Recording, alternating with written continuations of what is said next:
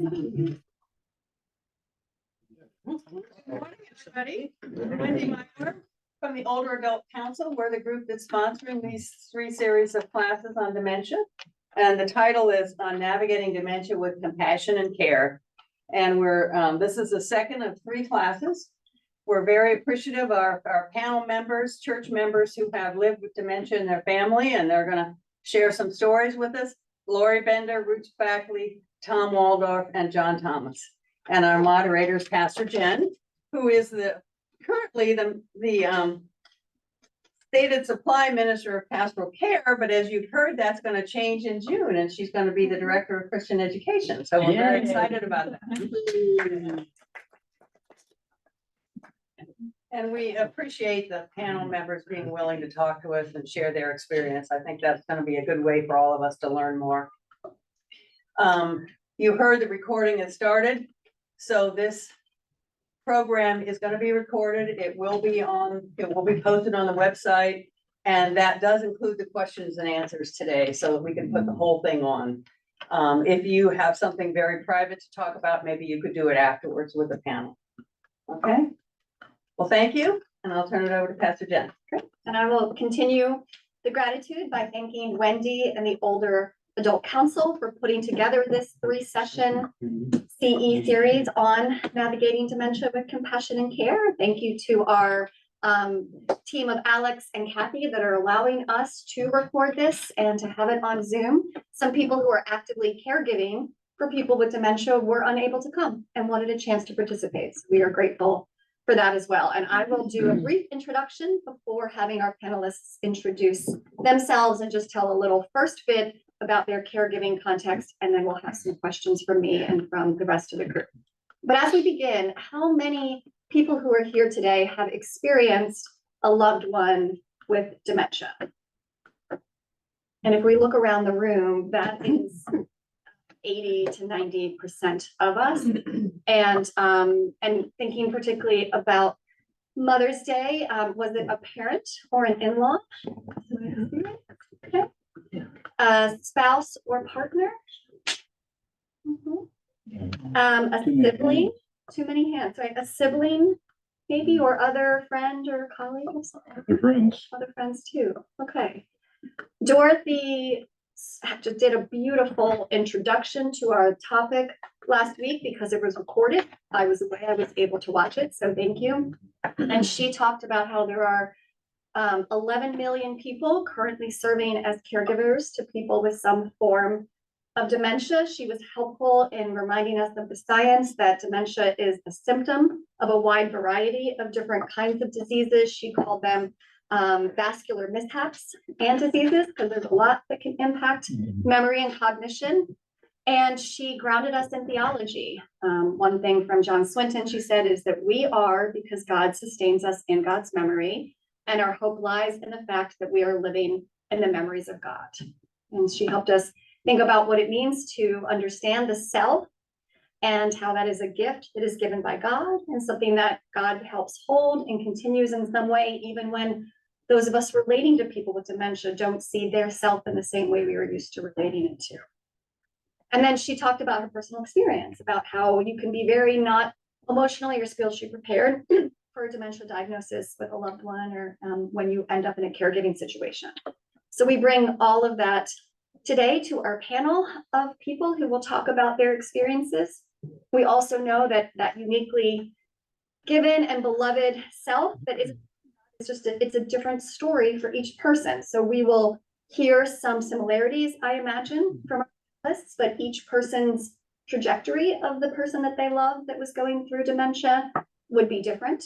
The different kinds of symptoms and ways that it manifested, whether or not it was a very quick or a slower progression, if it impacted the body along with the mind, everyone's story is going to be a little different. So we are grateful for each of you for coming here and being willing to tell us about yours.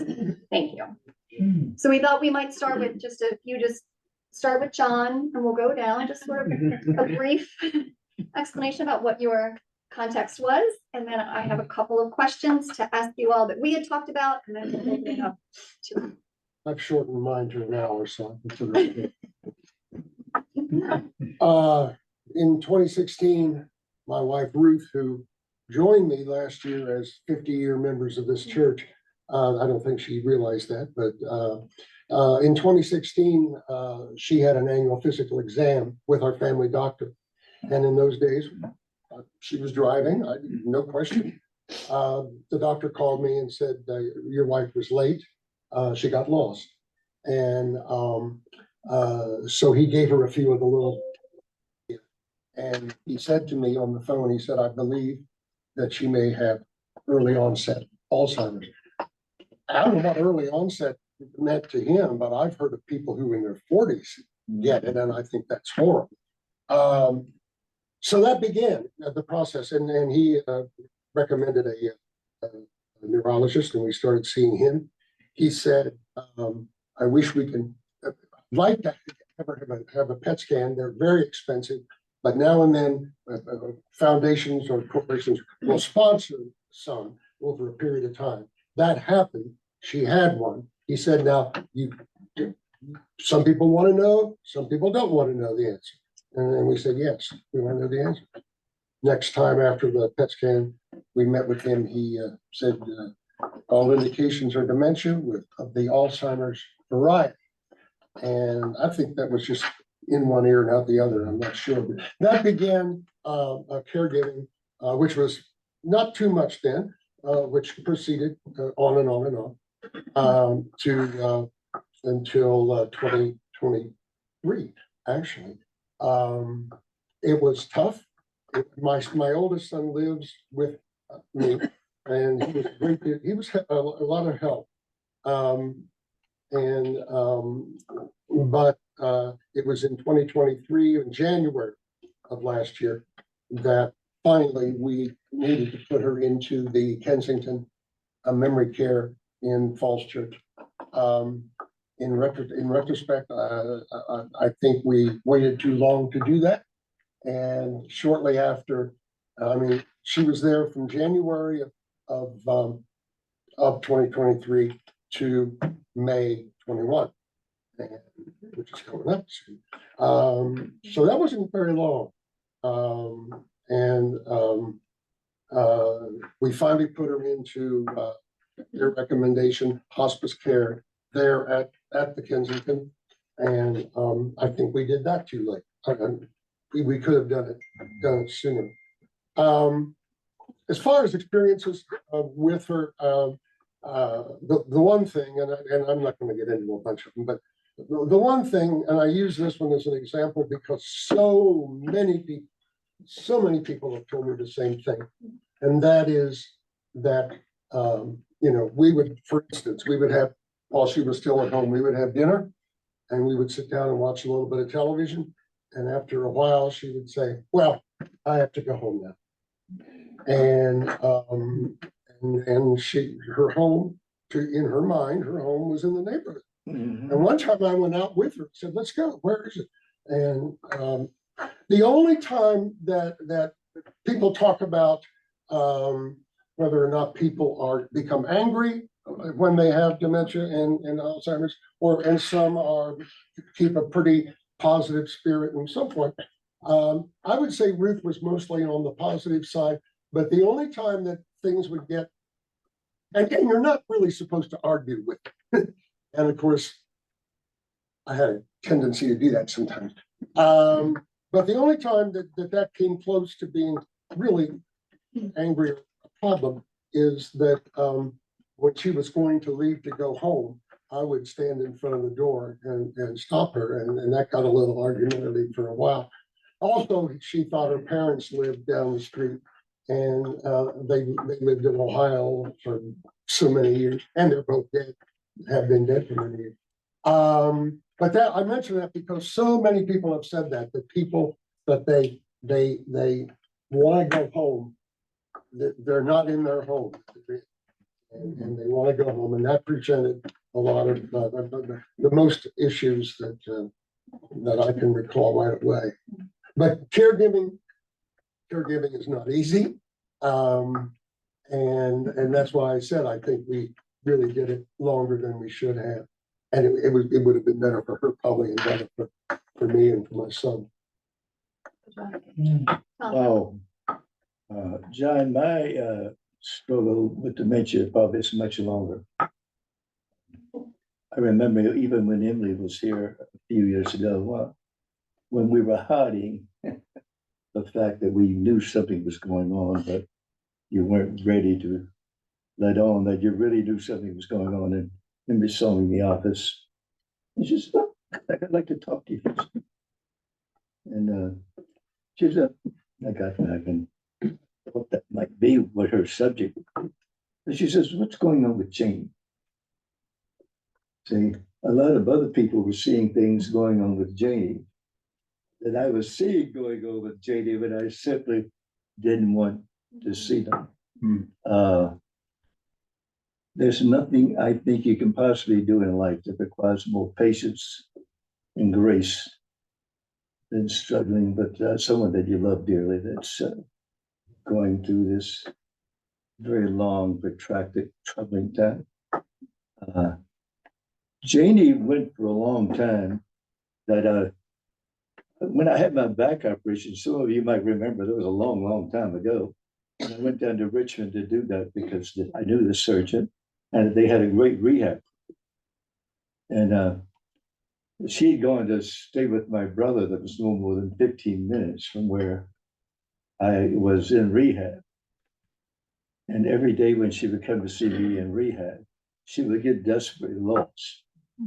And sometimes if you didn't know where Carol, she'd be as far as North Carolina before she. There's a lot of that type of stuff, but you still weren't really dialing in to the seriousness of what you were watching.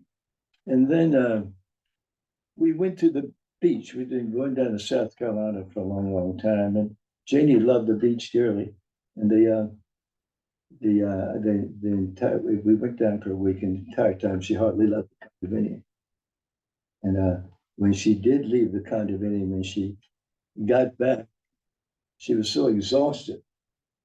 And so the next morning she wakes up and I know that something is seriously wrong. She was having a tough time breathing and everything else. And so then I insisted that we were going to go to see her doctor. And he immediately sent her from there to the emergency. And we finally did what we probably should have done a long time ago. We had all of the tests done. And the long shot of it was that Janie was in some stage of dementia, and the small part of her brain was shrinking, and that there was absolutely nothing one could do about it. And that was exacerbated by the fact that she was struggling with a serious heart problem. She only had about 25% of the pumping power. So that was actually about the time Scott became a pastor. So a real long journey started, and it was tough because Janie started having serious panic attacks, and when she had panic attacks, you would have absolutely thought I was Jack the Ripper. If she was where Clay is, and I was trying to move toward her, she would just, cave in with fear, and she would have done anything in the world she could do to protect herself. And then she started having hallucinations. She just, and then we'd go somewhere, we might go to Clyde's, having dinner, and all of a sudden she'd get up and she would need to go to the bathroom. The next thing I know, where's Janie? Janie was having a panic attack, and it was just awful. And then I finally did something that was probably the smartest thing that I'd done. I realized this was bigger than I was. I hired an elderly care consultant about 2 years prior to putting her in the kitchen. And it was probably the smartest thing I'd ever done because, one, it helped me take my own temperature, which is very hard to do if you're struggling with dementia. And it was also letting me have a better feel for kind of where Janie was, because both her doctors were saying, don't, they all tell you the same thing, well, don't wait too long. It's waiting too long when you've got someone that you care for dearly, that in the long haul, and we both had medical directives, and the one thing we most wished was that this would not happen. And so the elderly care consultant was enormously helpful. And this went on for about 2 years, but the final straw, and I would tell that let me know that I had no choice left other than put Janie somewhere where she was safe and somewhere where I was safe. We'd had I cooked a lovely dinner, and it was a nice evening in November. We were sitting out on the deck, and we were chatting, and we'd had a glass of wine at dinner, but we were just chatting. And all of a sudden, Janie gets up and says, "I got to go check on the children," and she takes off like a zebra. And I'm trying to stay with her. The closer I got to her, the more she was absolutely in terror. And she had her arms up in the air, flailing, and running down. If you've ever been where I live, Scenic View Terrace, was running down that hill. And the closer I got to her, the worse things got. She was just absolutely scared to death. And I said, "Oh my God, this woman's going to make it to Leesburg Pike." And then when she made that turn on Copperston, she kept running. I couldn't catch her, but the closer I got to her, the worse it got. And I was just hoping a neighbor, somebody would, drive by, whatever. She got down to Leesburg Pike at 6:30 at night, when the traffic was at its most, ran directly in the middle of the traffic, arms flailing, screaming, "Help, help, help." And with me standing back, and you would have thought I had a knife or a sledgehammer, really. And I was terrified. And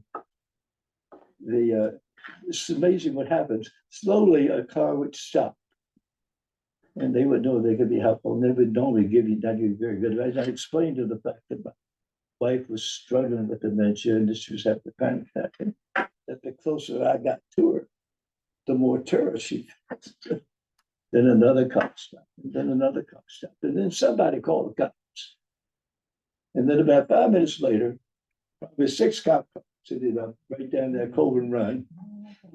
And then the next thing you know, when an ambulance and fire that seemed to be as long as this space here.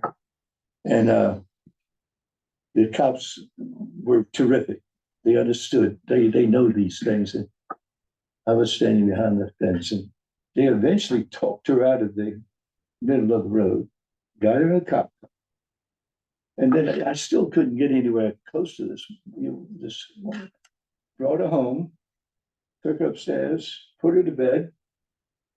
And 30 minutes later, after the cops had gone, I thought, well, maybe, because once these panic attacks are over, it's like they never happened. So I thought, well, maybe enough time has elapsed to where I can knock on the door and check. It was all still there. So I just slowly closed the door and went into the bedroom and spent the night. But I realized at that moment in time that was when I knew that I no longer could keep her home. And it was probably one of the saddest moments, but I wasn't safe, and she wasn't safe, and nobody else was safe. And so this was what led me to getting Janie to the Kinston and Reston, and here it is about 2.5 years later, and she's still there, and she's got about this much left of wildness. She thinks most of the time that I'm her father, and John, just like Ruth. Janie is very interesting. I've learned a lot. I've learned that when I go see Janie, that whatever the program is her program. It's not mine. One day I might go to see her, and she'll be 6 or 7 years old. But that's what she is. The next day I'll go see her, and she might think she's pregnant, and that's kind of where she is. The next day I'll go see her and she's fraught with anxiety. She's like juggling out of her skin. But I've learned to live with it, and I've learned that you need to stay calm, and you need to be patient, and you need to be kind. And that the one thing that they still want more than anything in the entire world is affection. They still like to have their hands held, and they like accept. And it's been a long trip, and I think that you realize that it's just not the patient; it's the caregiver also that has this journey to struggle through. So here we are, and we're making it.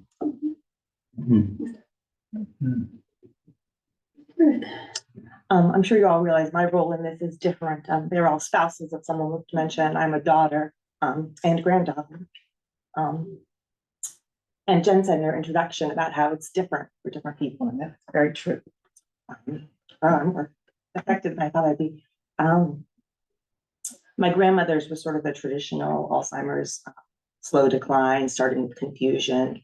Actually began by being pulled over by the police, and her husband was a police officer, so she was very respectful of the police, and the police brought her home and talked to her, took away her driver's license. And so that sort of began her journey, and it was 10 years slow decline. 5 years she stayed in Chicago, and then 5 years here, where my mother was the primary caretaker, but she was in a residential facility. And then my mother's began very differently. It's interesting. Emily also pulled me aside and said something about how she noticed my mother's diagnosis at the beginning was aphasia. So speech, as you all know, was what affected her first, which is very different than my grandmother. And my mom was actually clerk of session at the time. And so Emily noticed that her writing and her summing up of the minutes and the notes were just not as succinct and well written as they used to be. And my mom was pretty young too. My grandmother was diagnosed in her mid to late 70s, and my mother was in her late 60s, so a lot earlier. And it just went a lot more quickly as well. It was during COVID too, which made it really challenging. My dad was the primary caretaker, and she was obviously home with him. And it was at the beginning of COVID, and we didn't know, so it was hard for me to know how to navigate in terms of, I didn't want to get from COVID, but I wanted to be helpful. And those of you that are my dad, he's never going to say that anything's wrong and he needs any help. So I had to navigate that as well. So it's very challenging.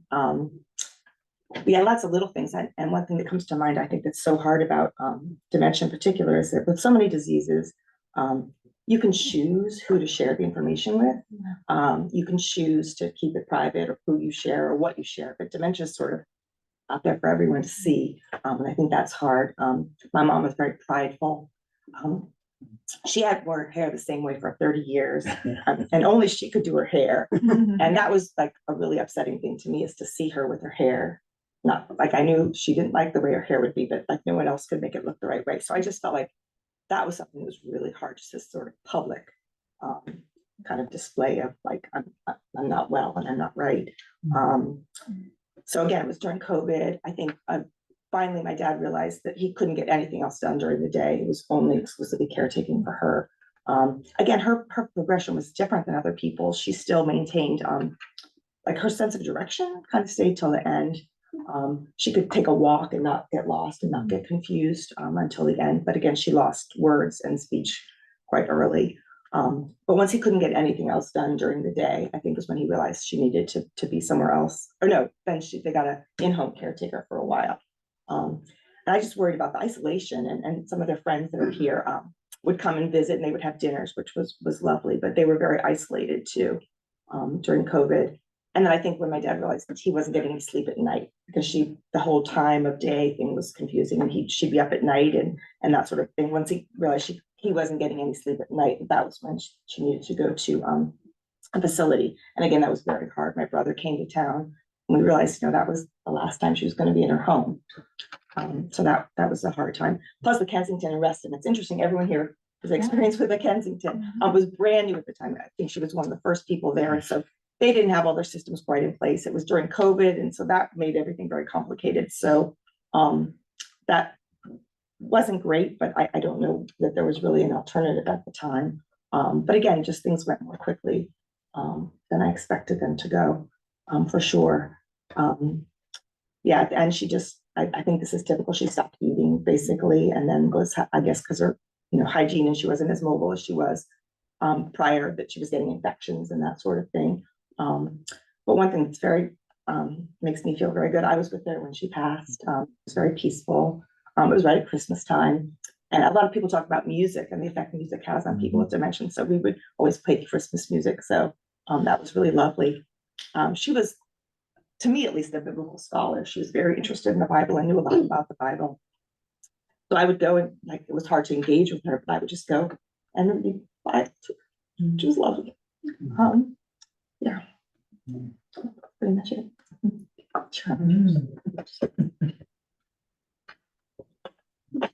And Lori. My turn. Most of you here went through this with me because Bob was so active here at church and loved his church, and we kept coming even when he could participate, and he could whistle and kind of be a nuisance to other people. I guess Emily was very gracious about that. But we were attending a wedding of my niece in Georgia in 2008, and the family was all having breakfast after the wedding the next day, and Bob wanted something that said cinnamon, and he couldn't get the word cinnamon out, and that was the first. But my kid looked at me and said, "What's going on with Dad?" And that was the first indication that he had a problem, and it was very slow after that. I mean, he was, as you know, he was and he could still do some of those plays, and still sang in the choir, did a lot of things for a long time, but it was gradual, and he lost ability to speak. It started with his whistle, and then he just lost. So I don't know I really don't know how he felt. We didn't talk about it because he couldn't talk toward the end, and he was a happy person most of his life. And the neurologist had told us once that somebody who had that kind of temperament usually keeps it, and he was happy as long as somebody was taking care of him and helping. And the Kensington in Falls Church was just ready to open. I went in when I saw the sign and learned about it, and it was a perfect time for us. It was just at a time when we were in a split level house, and he was beginning to have problems going down steps. He just was fearful. He would stand at the top and just not want to go down. So, things like that were becoming a difficulty, and Kensington was there, so close, 10 minutes from my house, and they were just opening, and so he was in the beginning group that got a lot of attention, which was wonderful. As long as he was happy and people were taking care of him, he was happy. He gradually lost difficulty swallowing, and went from good food to pureed food, which isn't very appetizing, and lost that ability. He still loved his music. When I would go down and play piano, he was very would sing along. Music is one of the things that for everybody. So he was there from February when they opened till August when he passed away, and it was a wonderful place. The caregiving was wonderful. At that point, family was encouraged to come in and have lunch with you, and we did that a lot. He enjoyed everybody coming. As Linda would say, he probably enjoyed anybody coming. He just liked people, and I don't know what else I can add. Similar to what these others have said, it's just something that happens, and you can't do anything about it. You can't argue about it. You don't want to confront. You just want to go along with what they're saying. As I said, he lost his ability to talk, so you really didn't know what he was thinking. But it was interesting. His theme all through life was acting and singing, and never was interested in sport. He kind of lost that ability to understand. If you're watching television, it was a Broadway show, didn't appeal to him anymore, but he could figure out what was going on in a baseball game. Or if he was watching Wheel of Fortune, he couldn't have any idea what the question was, but he knew that he could see the money. So anyway, just interesting things that happen. It's just, everybody's different, and it doesn't matter whether what you have done all your life. It can be happen to the people with very. How many years was it for the course of his? Okay, he started in 2008 to have that little episode, Right. and he died in 2017. So it was 8 or 9 years. And in some of that time, like I say, he was still singing in the choir. I think, people at church were very gracious and gave him some leeway there, I'm sure. He was still. And he pointing enjoyed out going to the us. men's breakfast. Bob, John would pick him up, and when he would come to church, which he would walk up to the people in the coffee hour and, look like he was understanding what they were saying, and he wanted to be part of it. So I really appreciated church being so helpful and supportive. John had a connect. Yeah, what Ruth said about Mary Ann, stopped eating. That more than anything else caused my wife's death, because she stopped eating and stopped drinking. And they would try to give her all kinds of good, yummy things. I would try to give her some ice cream. Why? Because she was too fat. Now, when she was in junior high school, we have pictures. She was plump. But from senior high school on, she was slim. And by the time she died, she was 80 pounds. But she was fat. Can't do this. I'm fat. Well, you stop eating and drinking. That's it. You can have, it's difficult as this is. And even if you where my wife is at the moment, which is generally somewhere other than where I am, you can have the most tender moments.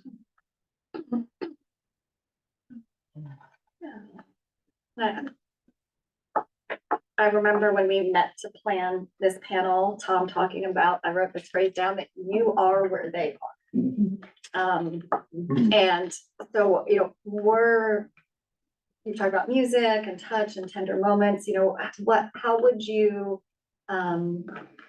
talk about how you continued communicating? Like, what were some of the ways that you were able to communicate, even particularly when the person didn't always recognize your relationship anymore? What would you share as some ideas? I think the way you best communicate is you communicate the way they're communicating. One thing that Janie constantly is she's always looking for her mother. And she's looking for her father. And it's not comprehensible to her that these two people are no longer around.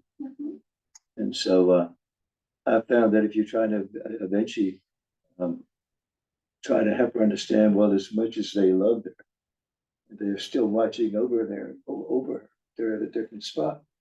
She becomes very, very sad.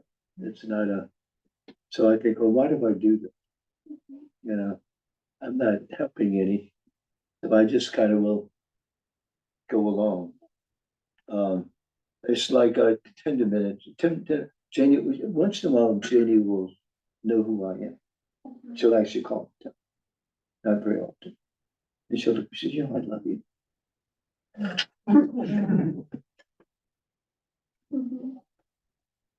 One of the things that the Kensington had as part of their decor was things that would bring memory. They had a person dressed up as a bride, as a model out in the hallway, and they had lots of dolls. You'd find that people always holding a doll, because that goes back in memory for people if they've ever been parents. And so I thought they seemed to try to put those kind of things that would trigger a memory, because that's all they have left is a little bit of memory that goes way, way back. I'm not sure if Dorothy mentioned last week about sort of the idea of a file cabinet of memories, the ones that stay with you are the ones that you went in at first, at the very beginning. You're 7 years old, or you're playing with a doll, or you're having a child in your 20s. But then the ones that came in more recently are often the first. And then music, I think, is connected in a whole different part of the brain than just. Yeah, and that's the connection. When I would play the piano at Kensington, a lot of the residents would just come up and begin to sing or to indicate they were But I enjoying think it. that's especially true for people who lose speech, is that music connection. And my mom, even though she lost a lot of words, she still knew lyrics to songs longer than just could pull words from just general conversational words. She, were correct, she could play the piano quite well too. I remember visiting my grandmother, dementia, and she couldn't remember that her daughter visited yesterday. But she could pull pictures out of the box and say, this was your father when he was on his way to little George's first communion, and look how dressed up he was. And I have no doubt that that was not a true statement. She knew it, and she held on to that, even though she didn't know what was happening there. Jack and then Betty. Yeah, there was a motif running through some of your comments, and thank you all, about I wish I'd acted earlier. Say more about that and what you might have done. That's an interesting question, Jack. I knew for quite some time that Janie was struggling with dementia. But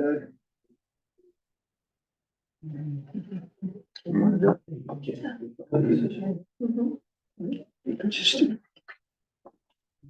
Your emotions are eloquent. Thank you. It's just day to day.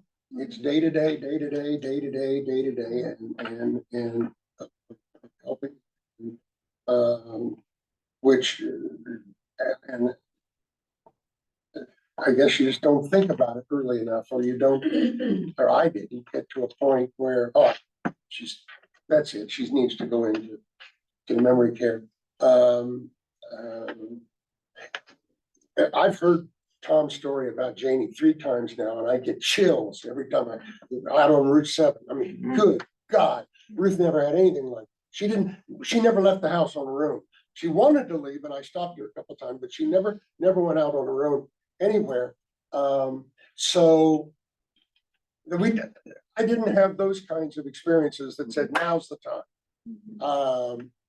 But it was just sort of a gradual thing, Slow and and incremental. yeah. I think there's 2 things too. I think you're always a little bit hopeful that maybe it's not as bad as we think, so you have this hope that it's not as bad, and that it's sort of a one-way street too. So once you make that decision to move to the next step, there's no going back. So I think that sort of has everyone's kind of tendency to not go quickly. Fascinating that hope, your hope, and your constant hope in a way which is wonderful. It might keep you from acting because of the hope.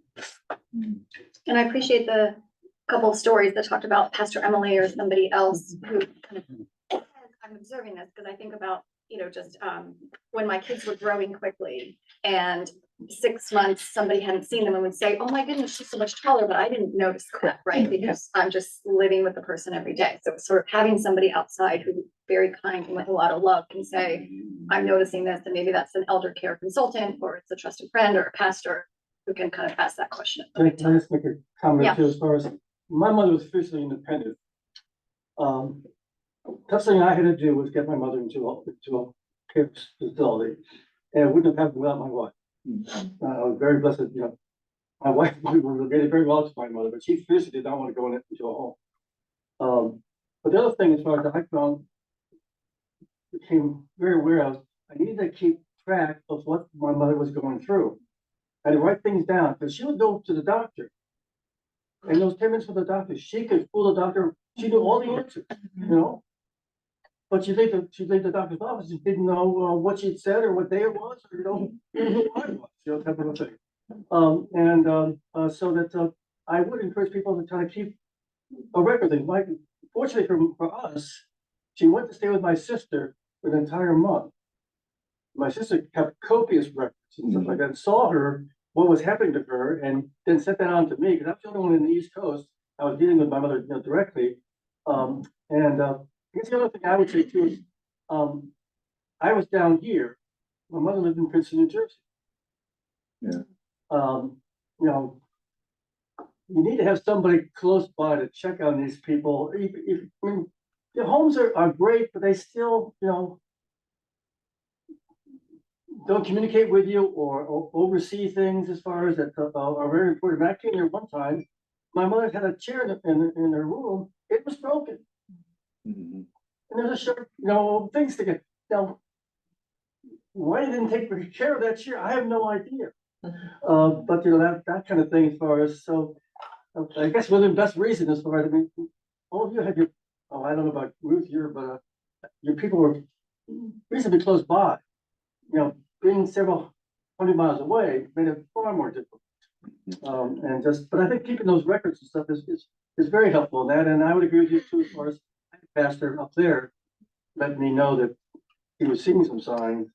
I just want to more quick. I think my mother lost what I call she lost her filters. Mhm. My mother would say that she was a very outspoken woman to begin with, but she would say some things you just wanted to go hide down the road.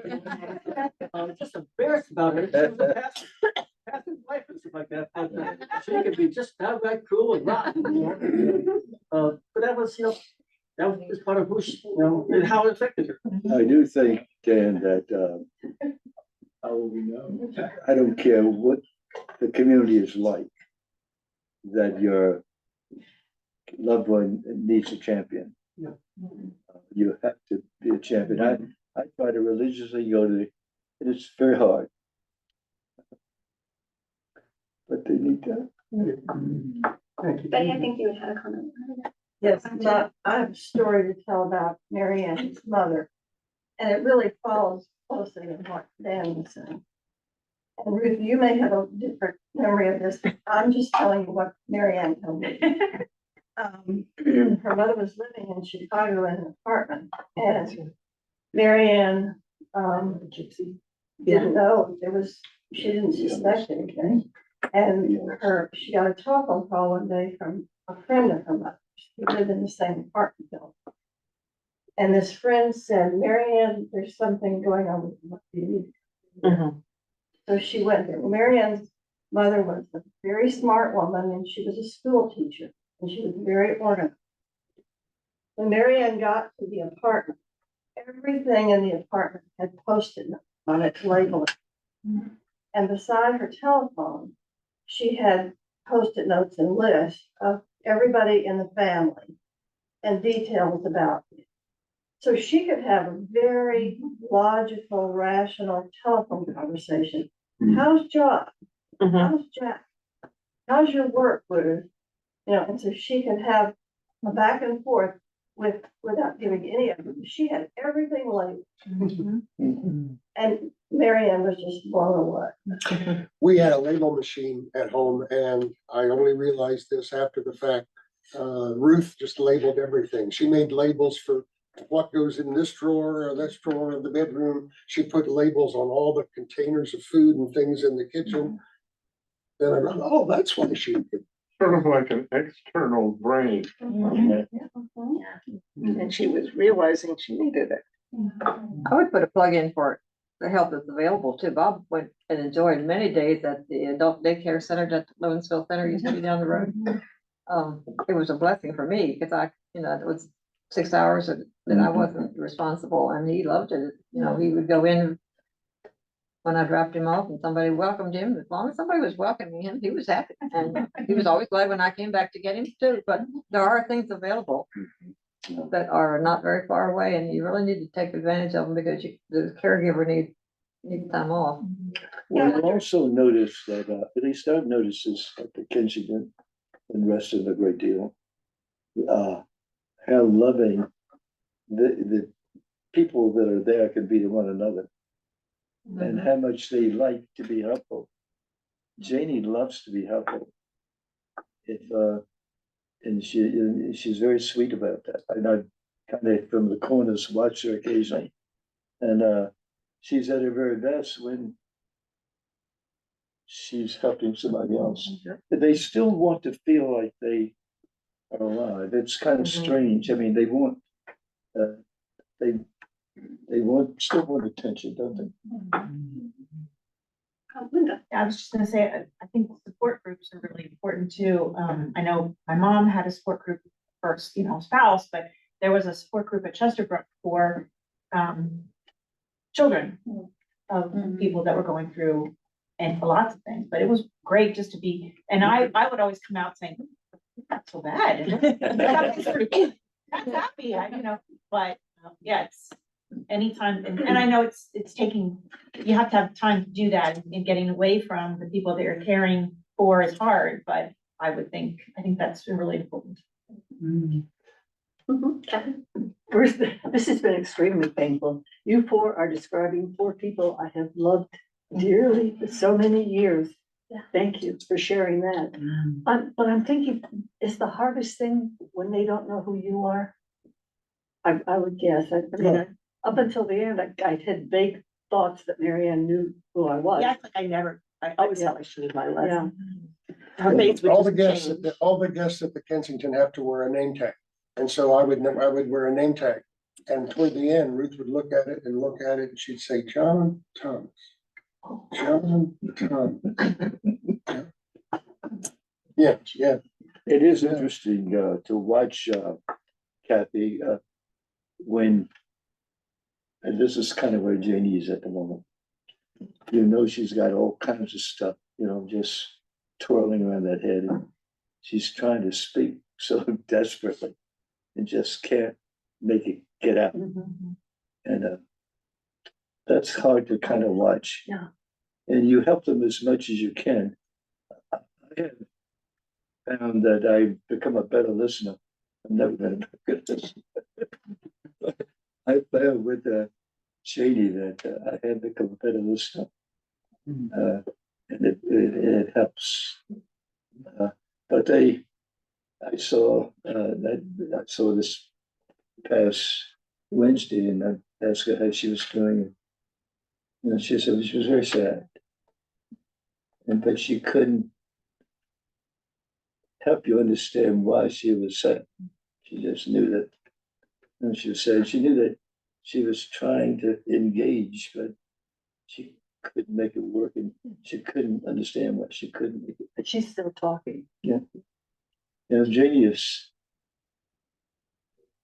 and she's like everybody here we've all struggled. This disease has a lot of the same symptoms for all of us. Some more painful than others, but it's like very once in a while. I went in the other day and watched a movie with Jenny. We were watching Casablanca, a movie that we watched a dozen times probably over the years. One of my favorite movies, and she'd sit there and but I don't really couldn't gauge, whether we could have had a conversation around the movie. So but she was, but it's a very difficult world to open up, get started. I have a question to the four of you. Of the four of your family members that had dementia, I was closest to Marianne. And there was one, after she moved to the Kensington, there was one time when a couple of us went to visit. And it was such a horrible experience for all of us, most of all for Marianne, that we decided that we weren't going to do it. Bob went with like getting into Fort Knox, get into Kensington. And Marianne had a panic attack while we were there. Okay. And couldn't stay in the room and was very, very, very agitated. She couldn't talk, and that didn't bother us because she hadn't been able to talk. Emotionally, it was so upsetting to her. And it was embarrassing to Bob. And so I guess my question is, how do you, what advice do you give to people who are friends, but not family members to relate to? They don't like, at least Janie gets very confused if there are too many people. And if it's too noisy, it becomes very agitated. Apparently the ears are more sensitive, but the noise will bother her. I found Janie had lots of panic attacks, which is really scary. And we're in serious circumstance. And when she was having that panic attack, there was no way in the world you were going to reach her. Yeah, it just didn't happen. It had to play itself out. But I've noticed that even though we tried a couple of times to take Janie out to dinner, just the immediate family, like the Mother's Day, for example, normally we would all go out to dinner. And that's harder for her now than it used to be. And somehow too many people and it's too noisy and it can be very confusing and it gets very agitating. I think that's probably true I've watched what has been most interesting for me since Janie has been in Kingston for such a long time is to watch others around her. And what a change you see in those around her, and how one day they can, in their own way, communicate beautifully and seem to like each other, but the next day, for one reason or another, they don't want to have anything to do with one another. So I think that's a hard part too. It's not rational a lot. So I don't know that I could answer that question because I couldn't figure out what would be a something that would trigger that kind of response. when Jeannie had a couple of great neighbors, by the time I got Jeannie to the Kensington, everybody on City View, and I've been on that community for 40 years, so I'm well known in Carpet. But all the neighbors were very aware of the fact that she was struggling, and I had a few neighbors, and when she had having a panic attack, said she was outside in the wintertime, and lightly dressed. There was no way in the world I was going to talk her back into the house somewhere. I said the worst it got. And then I'd have some neighbors that would come over. And maybe after a while, they would quiet her down. But it hurt her. And it was the most dangerous thing in the world at that moment. I mean, truly, she was frightened. And I didn't. So. I think, Jack, did you have a? Yeah. I was reflecting back on a very dear friend who died of Alzheimer's and slowly disappeared. The Chris I knew and loved. And so the question to you all is the person you knew and loved began to change, disappear, how did your love keep going? How? Because I read a poem about this, about Chris disappearing from Chris that I knew and loved, and who was she now? And so I'm just wondering your task, either personally or theologically. Was it hard to keep the love going? I think it creates, at least for me, a deep sadness. I don't think that it makes me love her less or more. I try to be more comforting. But the point being, it's really hard. It's hard to. I go to see Janie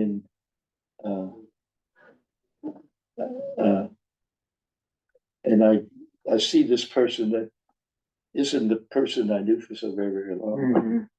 And it's very, I've always been a kind of an upbeat kind of a guy.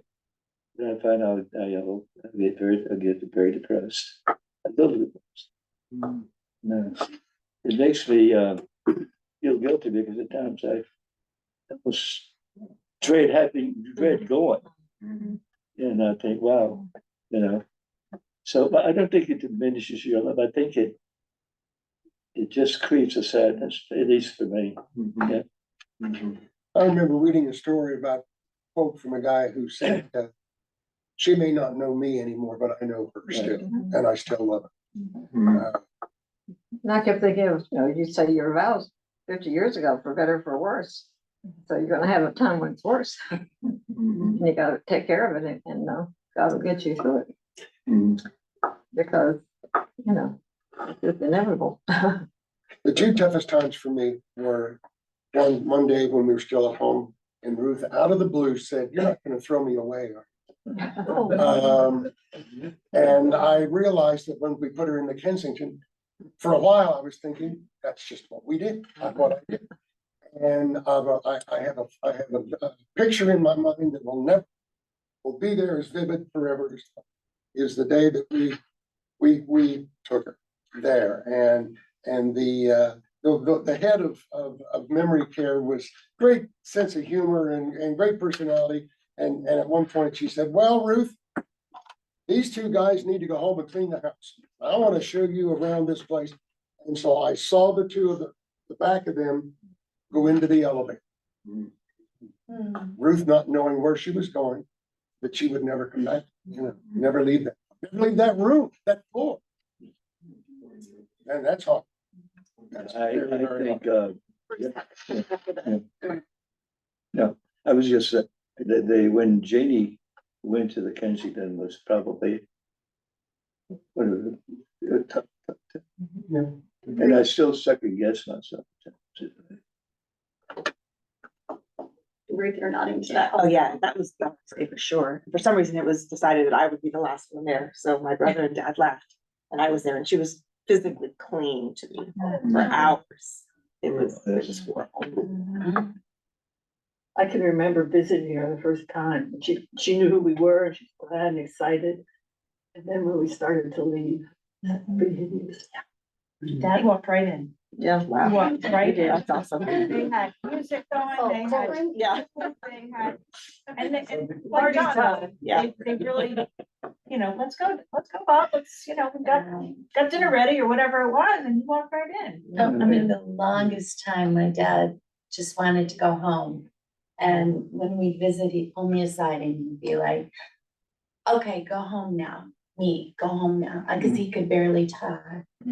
And I'm like, "Sure, later. We'll talk about that later." And it was awful. And then something happened. And because his business life, he was always going to conferences and meetings and stuff. And so then he'd pull you aside and he'd say, "This is a really strange conference."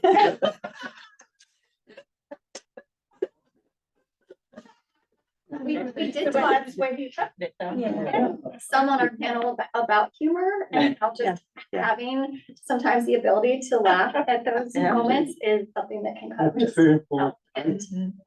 I was the main caretaker for my mother because I was in the East and all my other siblings were in the Midwest. And my older brother visited her once in the 3 years that we had her in a home.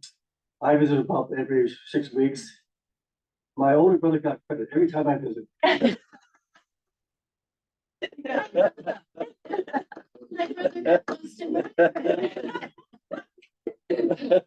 Well, Bruce, don't record it.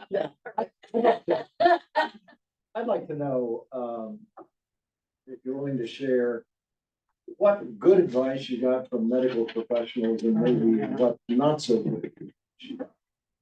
You were interacting presumably with physicians and other medical professionals. Do you have any thoughts you want to share about? Janie had the best primary doctor that I admired greatly. And they're so much further along today in reference to the dementia struggle.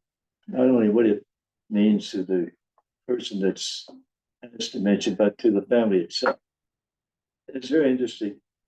Her doctor, way before I was anywhere close to coming to terms with the fact that I would eventually have to put Janie into a facility were far ahead of me. My elderly, I had the best elderly care consultant. What's the name of that? Who did you use? Hmm? What was the name of the consultants you used? Oh, good Lord, Oh, you can tell me another time.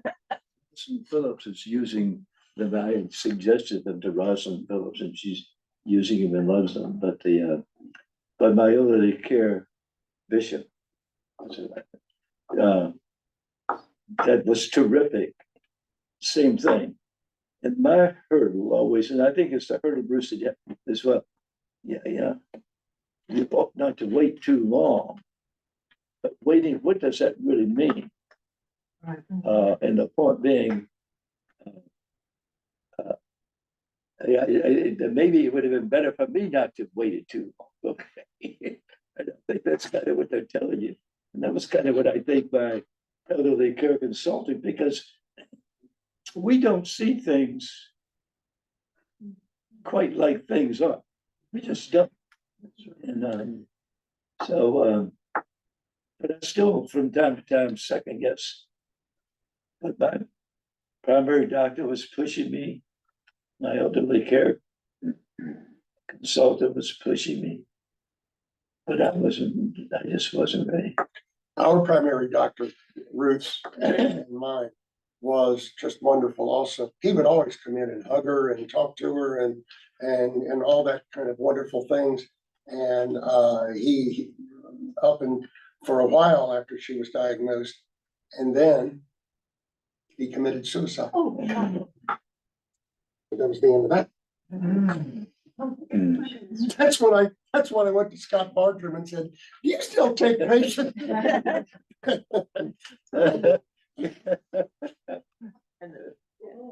There are people who mentioned waiting too long, but I think also when, John's comment about whether he was, shedding her, or what, can't remember what word you used, throwing her away. But I think we've all heard, people say, I don't want to go into a facility. Don't do that to me.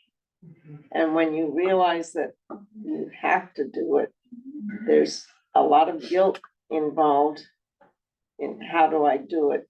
She doesn't want to go, but I need to make it happen. I think that's very, very hard. And, I visited Janie a lot not as much as I should, and the first few months she was there, she was very, very depressed. I'd go visit her at 3 PM and she was still in bed. She didn't want to leave her room and everything. And then all of a sudden she switched and she was happy there. But I think all that time, it was probably 3 or 4 months that she was not wanting to come out of her room. That had to have been hard for Tom to go and see that.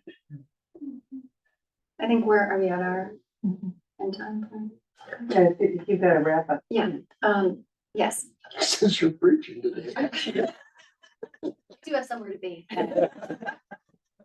But I know Dorothy last week kind of spoke about sort of caregiving and dementia and the vulnerability of that experience and how that is sort of a place where the love of Jesus just meets us and holds us. And sometimes we experience that when we really need it. And just seeing your tears and the honesty of your sharing at this table, describing the patience and grace that are needed.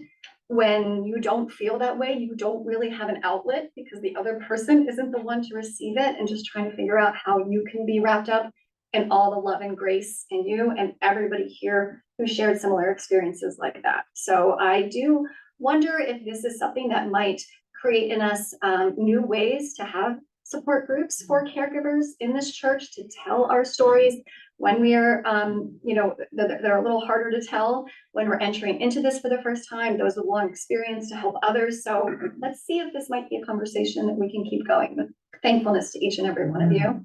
And I'll close in a prayer, but first I want to read a quotation by Craig Barnes, who's a Presbyterian pastor and had been the president of Princeton Theological Seminary. And he talked about communion and how we say, do this in remembrance of me, and then writes about the experience about those who can't remember. This is what he says. What does it mean to do this in remembrance of me when someone has run out of remembrance? It means the memory of Christ can never be contained by the mental capacity of any one of its members. Sometimes the community of faith holds the memories of saving grace for us. The great faith belongs to the church, and we are always holding it for someone. So let's pray. Gracious God, you are always holding us. You are the one who created us and sustains us in your memory. We are inscribed in the palm of your hand. Be with all of those who are in a caregiving situation, those who have been in the past, and for all the patience and grace and steadiness of strength and spirit that are required. Lord, we are just grateful for the honest sharing here, for how we grow close to each other when we do so, and how we feel your presence. We pray in Christ's name. Amen. Thank you. Well, thank you all for coming. Our third session next week is Melissa Long who's the director of Insight Memory Care Center. And she's going to talk about Dementia 101. So hope to see you then. Thank you.